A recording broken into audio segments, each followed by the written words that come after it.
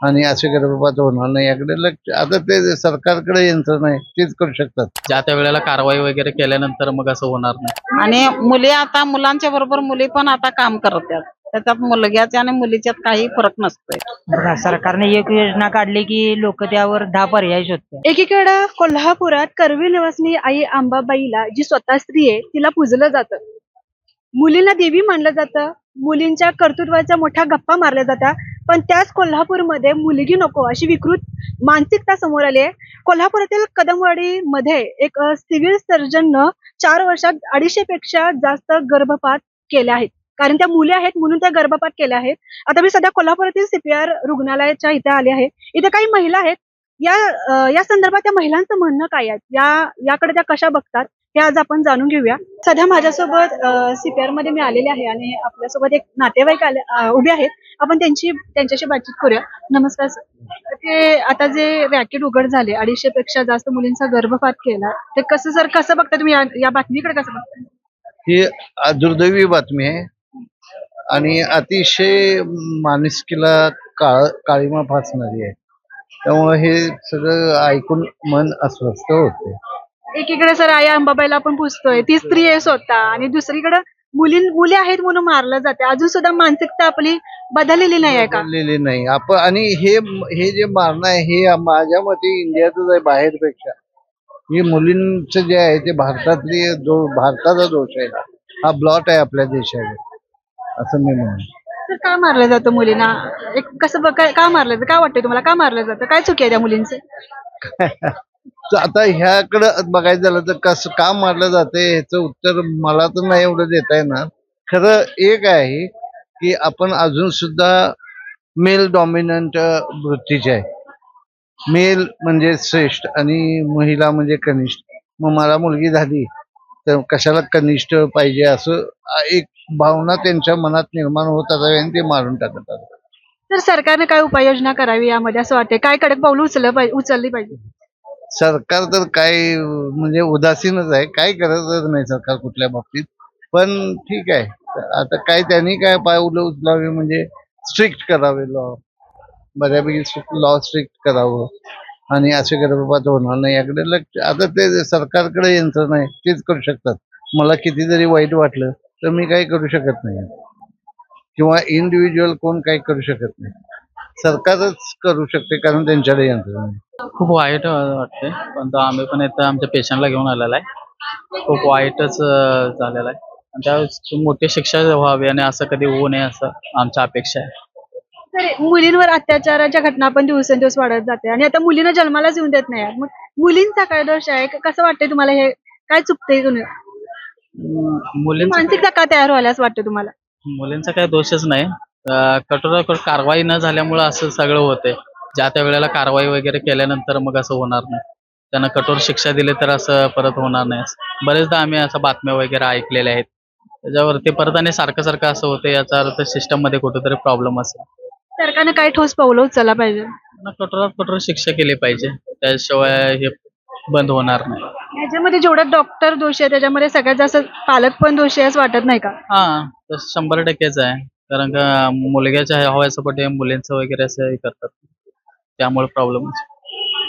आता मुलींच्यासाठी खरं तर मुली बाहेर पडताना पण आपल्याला आई वडिलांना एक भीती असते की म्हणजे आपली मुलगी बाहेर पडते, ह्या जगात कसं वावरू शकेल असं. त्यासाठी एक असं म्हणजे सुरक्षितता बाहेर वाटली पाहिजे असं आम्हाला वाटतं की बाहेर सुरक्षित जग नाही आहे, असं सुरक्षित जग व्हायला पाहिजे असं वाटतं. ही मानसिकता कुठून येत असेल असं वाटतंय? पालकांमध्ये स्वतःच बाळ मारावं असं वाटणं, मुलगी आहे म्हणून ते पण. असं मानसिकता खरं तर हे चुकीचंच आहे पूर्ण. असं येऊच नये, मुलगा आणि मुलगी असा भेद करूच नये, कुणीही करू नये. आम्हाला वाटतं, आमच्या घरात एक मुलगी आहे, आम्हाला आनंद आहे खूप. कठोर काय कारवाई व्हायला पाहिजे? तर ज्यांनी म्हणजे असं मुलींच्या बद्दल ज्यांना वाईट विचार येतात मनात, त्यांना खरं तर शिक्षा व्हायलाच पाहिजे. म्हणजे कोण पण तिथं आई वडिलांच्या मनात जरी आला, आईच्या मनात जरी आला तरी पण त्याला शिक्षा व्हायलाच पाहिजे. आजी कसं बघताय या गर्भरातेत पुढं? मुली आहेत म्हणून गर्भातच मारलं जाते, तुम्ही आजी आहात, कसं बघताय? मानसिकतेकडे कसं बघताय? मला पण 3 मुली 1 मुलगा आहे. मी पण मुलीसनी माझ्या मुलग्या समानच वावरतोय. मला मुलगी म्हणजे एक आपली लक्ष्मीच घरची असते. मग मुलीशी मला खूप प्रेम असते. त्याच्यामुळं असू शकतात. होय. ते सांगा म्हणजे जे आणि मुली आता मुलांच्या बरोबर मुली पण आता काम करतात. त्याच्यात मुलग्याच्या आणि मुलीच्यात काही फरक नसतोय. अगदी व्यवस्थित असते आणि जे गर्भपात करतात त्यांनी करू नये ही माझी इच्छा आहे. सरकारने काय पावलं उचलली पाहिजे मुलींवर जो अन्याय व्हायला लागला अन्याय व्हायला ते सरकारनं त्याचे हे घ्या पाहिजे ना, काळजी घ्यायला पाहिजे ना. असं करू नका असं म्हणायला पाहिजे. मुली आणि मुलगा कुठनं आलाय, आपणच जन्म देतोय ना. हे सरकारनं त्याच्यावर बंदी घालावी मुलींच्या विषयी, हीच माझी. सुना असतात ते आपल्या मुली समानच असतात. आता ही माझी सून आहे, मी मुली समानच हे करते आणि ती पण मला आईसारखंच वावरते. दोनपणा करून नाही. मी पण सासू असते तेच सांगतोय आणि सासवाने तसं वागावं. मुली म्हणजे दुसऱ्या घरची मुली घर सोडून येते ती आपलं माहेर घर म्हणून आपण समजायला पाहिजे तिला. आपल्या बी मुली कुणाच्या तरी घरी नांदाय गेलेल्या आहेत. ती दुसऱ्याची मुलगी आली तर आपली सून म्हणून बघायचं नाही, मुलगी म्हणून बघायला पाहिजे. हीच माझी अपेक्षा आहे. ह्यांच्यासारखी खरंच मानसिकता प्रत्येक सासूमध्ये असली ना तर आतापर्यंत एवढं गर्भपात झाली नसते ना कुठल्या सुनावर एवढा अन्याय झाला असता. आणि या काकूंकडनं खूप शिकण्यासारखं आहे. चला बाकीच्या लोकांचं काय म्हणणं आहे आपण जाणून घेऊया. मानसिकता कशी तयार होणार शाहूंच्या नगरीत होणार? मानसिकता म्हणजे कुणाकडे आता नीतिमत्ताच राहिलेली नाही, त्यामुळे हे सगळं चाललंय. पहिलं एक सांगितलं की गाव थांबता, आता गावात जरी सांगितलं तरी एक थांबत नाही, अशी परिस्थिती निर्माण झाली. ही मानसिकता बदलण्यासाठी काय करायचं? हे आता सगळंच रासायनिक झाले. आपण जे खातोय ते सगळंच रासायनिक आहे. पहिलं असं काय नव्हतं, निसर्ग काय देईल ते, त्यामुळे ती लोक शहाणी होती. ते आत्ताची सगळे आहे ती रासायनिक खाऊन असेच झाले. बघा, सरकारने एक योजना काढली की लोक त्यावर 10 पर्याय शोधतात. आधी मी स्वतःला बदललं पाहिजे. सरकार काय योजना काढणार पण ती अंमलात आणायला पाहिजे. सरकारने योजना काढली की आम्ही 10 पर्याय त्याच्यावर शोधतोय. आमचं नाव बसत नसलं तरी त्यात घालायचं. हे आधी मीच थांबवायला पाहिजे, तर पुढे म्हणजे ते घडत जाणार, मानसिकता बदलत जाईल. गलत आहे ना, स्ट्रिक्ट ऍक्शन घ्यायला पाहिजे त्याच्यावर.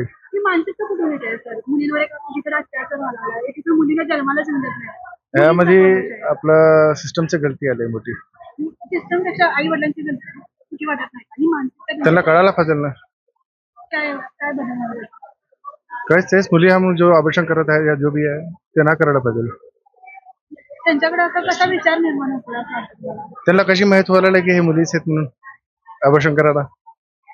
पहिली चीज मॅडम जे आहे ऍक्च्युअली जे आहे लेकरं होणं मोठी गोष्ट गर्वाची चीज आहे. कोणाला लेकरं नसल्याला ज्याला तकलीफ आहे त्याला कळतं ते.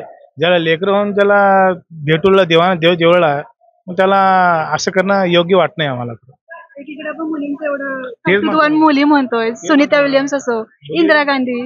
मुली लहो या मुलगा राहो मॅडम, संतान जो देवळला देवाच्या कृपानं तेच मोठी गोष्ट आहे. बिना संतांना लोक तरसुळ येते, रडवळ येते, मन्नत मागवळ येते, कोण पूजापाठ करतं, कोण दान धर्म करतं, सगळं करतं. पण संतांसाठी मुलीसाठी बी योगदान चांगलं आहे. पण मुलीसाठी असं अत्याचार करणं वाईट आहे. माणसाच्या हिसाबनं बघितलं तर बदलायला पाहिजे, त्यांचा विचारधारा बदलायला पाहिजे.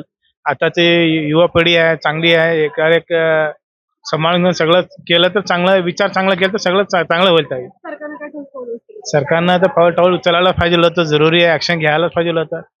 याच्यावर ठोर कार्यक्रम करायला पाहिजे होता. कोल्हापूर असो किंवा भारत देश, एकीकडं मुलींचा कर्तृत्वानाचा आपण मोठी बढाई करतोय. सुनीता विल्यम्स असो किंवा माजी पंतप्रधान इंदिरा गांधी असो, किती कर्तृत्ववान महिला आहेत ज्यांनी देशाचं नाव, घराचं नाव मोठं केलंय. त्याच देशामध्ये त्या मुलींवर अत्याचार केला जातोय. त्या देशांमध्ये आता मुलींना जन्माला सुद्धा येऊन देत नाहीत. मुलींचा काय दोष आहे यामध्ये? जेवढे पालक दोषी आहेत तेवढं या सिस्टीम सुद्धा दोषी आहे. सिस्टीमला ठोस ते ठोस पावलं उचलली पाहिजे. या लोकांवर कडक कारवाई केली पाहिजे, मगच हे बंद होईल, अशी प्रतिक्रिया सर्वसामान्य नागरिकांकडून व्यक्त केली जाते. सर्वसामान्य नागरिकांकडून नाराजीचा सूर उमटल्याचं आपल्याला चित्र पाहायला मिळतंय. तुम्हाला काय वाटतं यामध्ये कोण दोषी आहे? पालक दोषी आहेत की सिस्टीम दोषी आहे? हे मला कमेंट्स करून नक्की सांगा. नवनवीन अपडेटसाठी पाहत राहा तरुण भारत संवाद कोल्हापूर.